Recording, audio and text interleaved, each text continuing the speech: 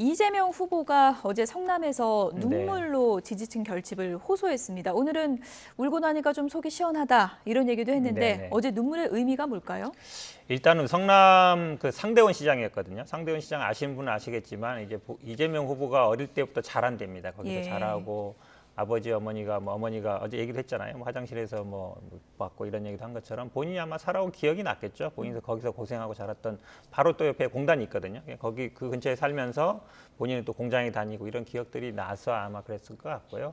이거는 뭐 저희들이 아마 뭐 이거 뭐 선거 유불리 이런 차원이 아니라 본인 스스로 아마 옛날 생각, 아버지 생각, 어머니 생각 많이 났을 것 같고 그 당시 이제 집안 이 얘기가 어찌 보면 2012년의 일인데 이제 벌써 선거 할 때마다 나왔거든요. 벌써 이제 14년 선거, 18년 선거, 이번 선거도 있지만 경선 때, 당내 경선 때도 계속 나왔던 얘기라 당내 이 집안 얘기는 이제 그만해 주시라. 이제 이런 아마 생각이 있었던 것 같습니다. 뭐 절박한 마음이다 이런 또 해석도 있지만 대선을 앞두고 있으니까 뭐 선거 공학적인 접근도 안 할 수가 없는데 수도권에서의 눈물 어떤 의미로 보십니까?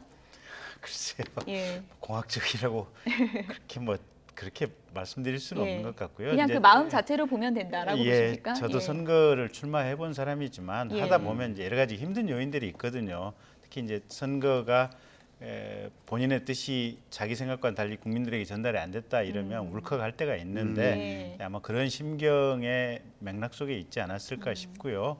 이제 중요한 건 이런 것 같아요. 보면 가령 조국 사태 같은 경우 대표적으로 이제 이 진보 진영에 대해서 국민들이 환멸을 느낄 때인데 그러면 그때 그 순간에 왜 용기를 못 냈냐 지금 울고 있을 때 그다음에 부동산 정책 같은 경우도 사실은 공급 위주의 정책이 필요하다고 해서 지금 뭐 이재명 후보도 여러 가지 공급 위주의 정책을 하고 있는데 도대체 그러면 그때는 뭐 했냐 또 사실은 이제 가족 간에 관해서 뭐 욕설했다 이런 여러 가지 이제 비판들이 있지 않습니까 보면 지금 후회하고 반성한다면 도대체 그때는 뭐 했냐 그러면 그때 그 순간의 당신과 지금의 당신은 얼마만큼의 변화가 있습니까? 이제 이런 질문은 그냥 어쨌든 던져볼 수는 있는 문제겠죠. 그리고 국민들께서 또 판단하실 문제고요.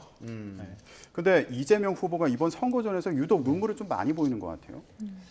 글쎄 아마 특히 아마 국민의힘이나 야당 측에서 이제 가족 간의 이 부분을 가장 얘기하고 있거든요. 그러니까 뭐 심지어 그 당 특위 있는 분이 직접 뭐 국회에서 일 틀기도 하고 홈페이지도 올리고 예전에 아마 2018년 지방선거 때는 홈페이지까지 올렸었거든요. 이 욕설 문제를 뭐 계속 이제 선거에 이용하고 있는데 뭐 저도 변호사 일을 하면서 봅니다만 이제 가족 간의 분쟁이 심해진 경우에는 서로 막 아주 치열한 경우도 있거든요. 그러니까 저도 변호사 하다 보면 재판관 이런 것까지 좀 심하다는 정도도 많은데 이걸로 이제 계속 어찌 보면 이제 선거에 이용하고 있는 겁니다. 그래서 이런 부분은 제가 보기에 사실은 좀 심하다 개인적으로 그렇게 생각하거든요. 지금도 보면은 이거에 대해서 뭐 당연히 본인이 감정에 바쳤으니까 울겠지 그거를 뭐 선거 공학적으로 생각하는 건 아니잖아요. 근데 그거에 대한 이제 국민의힘들의 평가를 보면 뭐 쇼다 뭐다 얘기하는데 그거는 그냥 제가 보기엔 뭐 본인 스스로 느끼는 바를 그냥 한 것이지 이걸 뭐 누가 스스로 억지로 불러낸 건 아니거든요. 예. 있는 그대로 봐주면 좋겠습니다. 예.